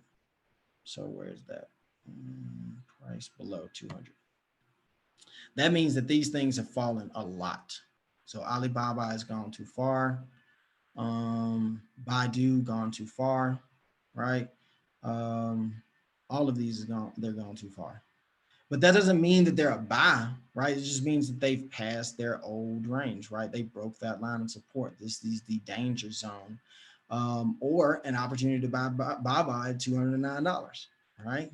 So if you come and look at Baba and just based on that, because like I said, on this screener, what matters to me most is whether you're above or below this 200. Because if you're below it, it means you've gone too far. If you're above it, that can mean one of two things. You're either bouncing back, right? Or you're coming towards. So I don't know. I just have to come look at the chart. But for the sake of Baba, it's below the 200. So if we come look at this, I'm like, oh, okay, they told me it's below 200, right? So wow, look at the volume. This is the average volume, folks. Look at what it did, okay? This is why screeners are important because we need to know what's going on. Why is there high volume? Oh, why? Because we oversold, right? And we're at a lower than I even charted it, right? So I had several alerts for this, but I was just waiting on it to get done falling because this still looked like it had room, but we're low here. We've been here before. So let's look at order flow, see if, so people are still selling, But we had a high volume, so that could have been what drove it down to that 204 and bouncing back to that 209. So you just have to look for positions like this, because if you believe in Bye as a company, it doesn't look like any better time to buy than there, right? And then you can come dropping in cheat code and be like, I don't know, what does cheat code say about it? Take off super trend. So yeah, I mean, you didn't need cheat code to tell you that, right? Let's look at a day. And the day is telling me that we have reached almost a limit to this fall, right? I don't ever expect it to really hit this, but this is saying like worst case scenario, we can fall here. And I don't doubt that Alibaba could test 200 before it jumps back up, right? But based on this is telling me that, yeah, we were going down. So you could have expected this. This is a yellow caution candle to say that either we're going to change directions or keep falling. But the fact that these were sending out signals, I just knew that this was going to increase, right? Because I want to see this color before any upward motion, right? And we're just getting deeper, deeper, deeper. Red hasn't changed color. So that's not a good sign for me. But on the 1 hour, you could scalp this, right? You could just trade it for a little dead cat bounce. Let's see, a 4 hour. See, yeah, and we've sort of reached the limit to this fall. So it could turn around, but I would just be patient on that. But like I said, what better position to be in when you look at this on a day chart and look at where we are in terms of anytime it looks like this, you can use this to kind of scrunch this. But notice that this is the red line that I have, right? I'm like, hey, if it falls below here, I already know what it's done before. I remember the last time it was here and I didn't buy, and then it was back at like 250 and I was like, golly, right? So here's another opportunity for a very low risk type of entry, right? Because we know that we're kind of maxing out a fall here. We actually have support or resistance that we had back in the day over here, right? We were trying to break through, finally broke through. Like I said, once we break these types of resistances, folks, and we show support, it's all gas from there, because people realize what used to be what we were fighting to get over is now going to support us to keep it, right? So you can always bet that these have a stronger opportunity to go from here. But once you've reached this no man's land, you need to be looking to take profits. Even as you go up, right? You need to take profits, take profits, take profits. I mean, I'm like all the way out up here, right? I'm like, okay, we have reached, I actually bought a put when Alibaba got up here, and that was, puts make a lot of money, especially in positions like this, when you can get these kind of signals. Yeah, puts print fast if they're at the right position, because the stock will fall quicker than it could go up, right? Like on that day where it's like, hey, sell, that stock's going to easily drop. Let's see. In one day, it dropped $25 right here. Look at this. Hold on. $25 dropped 8% in one day. And I mean, that's a lot of money for a put, because it's going to move up in price for every dollar that Alibaba goes down, right? So that's $25 move, and in options, that's a lot of money. And I just happen to know that Alibaba was too high. But the screener is what helps find these types of positions. Usually I try to go for above, because if you're below, it's either showing signs of weakness or you got to come back, right? But above the 200 EMA and below that 50 and below the 20, this lets me know it's going down. This lets me know it's gone down, and it's going to be probably heading this way. So you're going to find what settings work for you, though, right? Don't just take my settings, because I trade these stocks. I know what I'm looking for. But if anything, what you can do, let's say you made money on an Alibaba when it was down here, you can use these EMAs to say that, well, I made the most money when a stock hit the 200 EMA, right? Like I came in and I bought here and it went up. And so, all right, well, since that was a good position, what made it this position? Well, it was below the 50, it was below the or it was right above the 200. And from there, it bounced off, right? So that's what makes me choose the settings. You're going to look at whatever you're trading, and you're going to see something about the stock, because even right here, it's below the 200, right? So I know that if it does not hold this line, right, I need to be looking for where it had its last support, which was right here. And that's why it had to fall. Once it broke this line, it fell to where it last tried to break through. And even where super trend shows this little line of support right here. But essentially already had this red line here because it's been here in the past trying to fight over it. And now recently, I knew that if it could not hold this line, it was going to be falling, right? And that's essentially what happened. And at this point, the only way you can figure out where this is going to stop is if you pay attention to these types of areas, right? I don't believe it'll go this far, but really looking at where it was jumping off of this 200 right here. So 191, 200 range is about as low as this will go. And we're really there right now. So there's an increase in volume. We do know that. So we do know that at least people are coming in. But one thing I want to note as well, always pay attention to what happens to the stock price around earnings. Sometimes it's not the same for stocks, but a lot of times it is. So after earnings, it went up. So after earnings, it went down. After earnings, it went up. After earnings, or as it went to earnings, it went down. So some stocks is not as sporadic.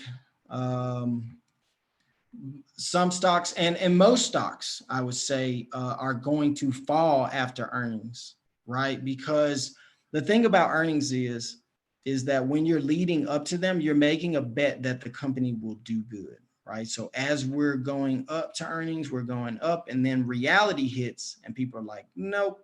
And even if you beat earnings, let's see what happened. So even if you beat earnings, it's still like, well, you met our expectations, I'm going to take my money, right? And if you definitely didn't beat earnings, you definitely going down, right? So I always keep these earnings on the charts because I want to know what this stock does around earnings. And right here, it looks like it runs up, and then after earnings, it kind of lets go of that cycle.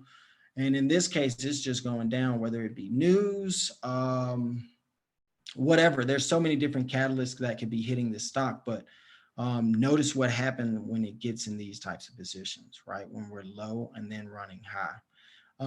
And for this stock to be lower here than here, and this to be a higher reading on MACD, that's showing me signs of strength and support right here, right? Because if we're going to drop lower than this price, then I should be creating a newer low than this, and I didn't. So this is telling me that, hey, we're getting some support here. And RSI has already told me oversold. This is at the bottom as well. So this is telling me that we do have room to spring up from here. And yeah, this is, and it came up on the screener, you know, in terms of being below the 200. Let's see, yeah. So this is how I'll break down screeners a little more in the next session. But definitely kind of click around these things: bar chart, FinViz, get Webull for sure, because a lot of people are like, oh, well, I can't use it to trade. That's okay. You can still set up an account and still be able to get this data. Because like I said, the most important thing is the tools that are within here.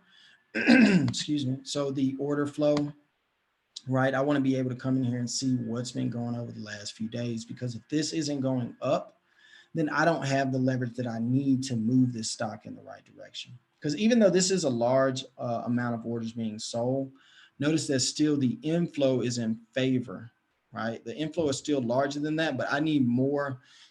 This is a lot of me's in here.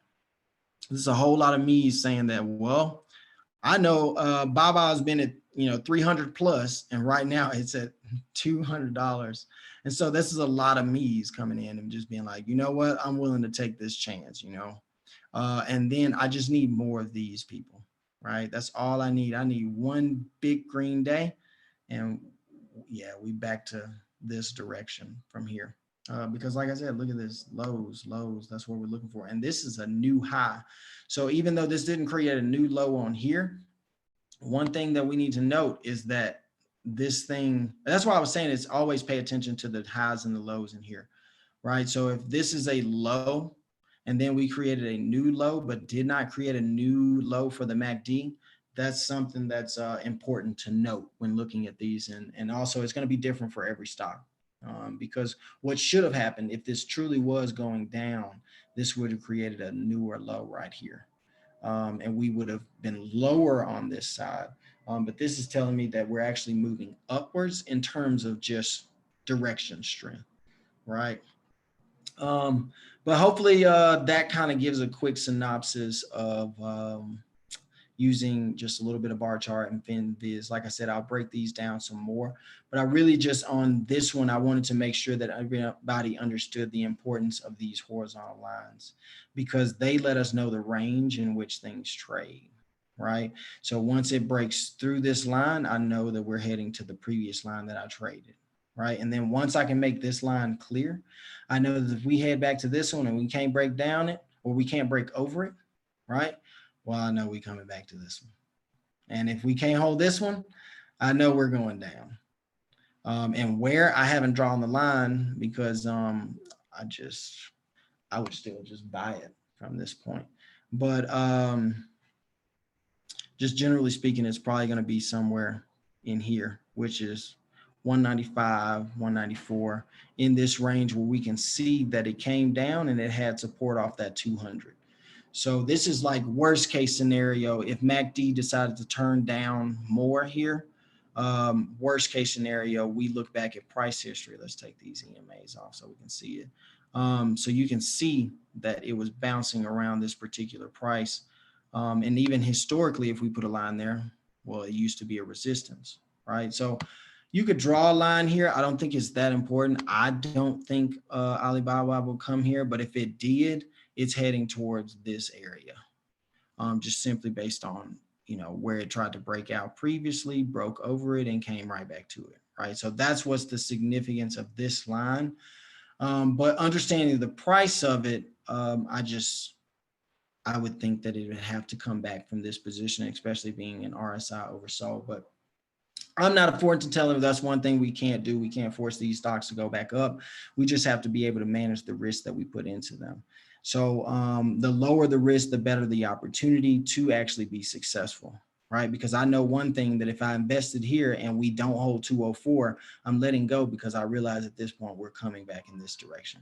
And if I know that, why would I hold it here, right? So if I plan to enter here, I have expectations, but I also realize that I may hit some resistance at this point, and I need to be setting some stop losses once I get here, just in case we decide to come back down, right? So these horizontal lines are so important because it lets you see this trend.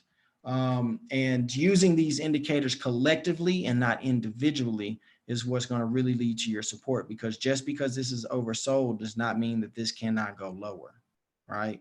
But I need really all of these to work together to say, hey, you broke a price resistance here. Let's put on the Bollinger Bands. Hey, you're at the bottom of the Bollinger Bands. I feel good about that. Hey, what's EMAs saying? Let me take the Bollinger Band off and the EMAs. Well, we're below the EMAs. So one, this was the death cross right here. This was the nail in the coffin. Once these smaller, the 50 and the 100 crossed the 200, that was the death of this, right? So that's what caused this spiral, because these lines that should be above this line started coming towards it, and that was just not a good look, right? And it tried to float back over, and once it turned back towards it, everybody was like, oh, I gotta let go, right? So if you have these lines, you can see these things coming, because that's telling you the average price of past, right, is coming back to haunt you almost, right? It's saying that, hey, if this blue line doesn't turn back up, ooh, we're going down, right? So until this turns back up, we won't really see this in a better position at all. But yeah, you always want to use all of these collectively, not individually, right? So and like I said again, you can't even fathom how to make the best out of cheat code until you really understand the basics. But at least cheat code can give you the heads up. It'll be like, hey, it's not a good look. And so you can just at least trust this. But the main thing is understanding why this thing is telling you that. because it's like you can have a calculator, but if you don't go through the algebra and the calculus process, then you're not even understanding how the calculations worked and why it's giving you these answers. You're just accepting whatever the calculator gives you. And you don't want to live like that. You want to be able to at least live without that calculator, and understand how it works and why it works the way it does. So any questions? All right. So hopefully everybody understands that. The next, let me turn off this share. Let's see. So hopefully the next time that we meet, we'll go over the FinViz bar chart, as well as really diving into options and how to make the best of those. Alerts as well, but for the homework for now, really try to go into charting what you trade. And if you have any questions about them, please feel free to hit me up. I'm here to help you all. And I'm going to be creating a page where I'll save all of these videos, as well as add other videos that help me understand a lot of the basics of these that may be more helpful than I was, or at least more in depth. So once I get that page together, I'll send out a link to everybody. But heck yeah, I hope y'all enjoyed this. This was the first. It was so good. Nice. It was so good. You helped me a lot. And I will say that the just doing the alarms from when I talked to you outside of this class about that, and you said, you had told me to do that. It makes such a world, like I feel organized, like I know what I'm doing more. It helps so much. And I was afraid because I had lost money to take to make any moves, but had I followed that just from the and I've been doing more of what you've been doing, is going to the bottom and coming back up. And it really does. It works a lot. Like I feel hopeful more now. I know nothing is hopeful. You got to know what the hell you're doing, but I'm more confident every single time. And you helped me a lot with that. Just following your page and asking questions. So thank you so much. Kim, I'm about to be rich up in this mofo. One of these damn days. I mean, I spend like 14 hours a day. I just know just the average, what you put in is what you get out. So I'm about to get something out of this. Yep. So thank you. Like I said, just being patient on those right positions. I think what got a lot of people losing money is the FOMO. Like just feeling like you're going to miss out if you don't get in now. And what I've realized, that's when you get burned the most. Okay. So the most important thing for us to do is wait for weeks like we had last week, right?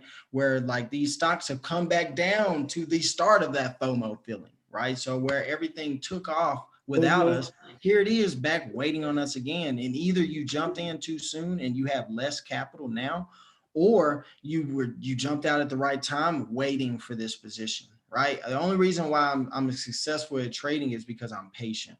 I don't try to aggressively trade every day. I wait for the right opportunity. So I get a lot of people asking me about my losses. I used to lose a lot, right? Because I was trying to trade every day, and every day is not the day to trade, right? Because if every day was the day to trade, every day would be green. And it's not. So we have to understand and step back and say that, okay, I need to be waiting on the times when it's the best opportunity for success, as well as maximizing that, right? Because if you jump in too soon, you're really cutting out the leverage that you have in terms of percentages made, right? Because I want to make the most percentage possible. Like Apple falling 1 to 2% is not going to get me my money, right? I want to see a day when Apple can fall 5, 10%, right? Alert me on days when things are falling 4 to 5%, because I know that either that was the first of many bad days, or that was the nail in the coffin, and that's the day I need to come in, right? So I'm gonna definitely hammer down alerts on the next call as well. But like I said, you all, please use me up. I'm here to help. I want to be a resource for you all. So as you go through these chartings, just if you have any questions, let me know. And I'm here to help. I'm excited. The best way to ask you a question through Instagram. Yeah, you can do Instagram or my email as well. Either one of the two. So yeah, just shoot me a question through there, and just hammer me about it too. My emails, I'm really in my emails. So Okay. I will be able to really get to my emails because I work out of my emails. My Instagram, I run quite a few accounts. So it's like there may be a delay. Okay. But I still try to sit down sometimes and especially go through my stock one. That's the most important one to me. So I'll definitely get to the questions in either channel. So definitely reach out whenever you have any. But I'm going to be setting that page up this week for you all, just creating I'm going to create a list of apps I use. I'm going to make sure that I write down, that I use Finviz, Barchart, any other websites that I've kind of run across that are useful. My Twitter, I follow accounts on Twitter that I'll put the ones that I find useful. I'll put them on there. And just different tools that help me. They guide me through the day. When I see alerts from these things, or I see some type of trend in these apps, that's what helps me move. So I'll create a page where all of those resources are available to you all. So anytime you want to know what I'm using, or you have questions about what I use, it'll be there for you. And then also you can reach out to me as well. So let's definitely stay in touch. I'll even be kind of maybe doing some random classes here and there. If I plan any of those, I'll definitely send out a notification to let you all know, to put it on the calendar. And if you can't make it, these will all be recorded as well. So like I said, I appreciate y'all coming, and we'll definitely link, if not sometime this week, by Sunday for sure. So all the classes will be at this time if it works for everybody. Yep. Thank you. Perfect. Thank Thank you. y'all. Thanks. I appreciate it. My pleasure. Let's be in touch for sure. Okay. All right, y'all have a Good one. night and have a good Good evening. night. Thank you. You too.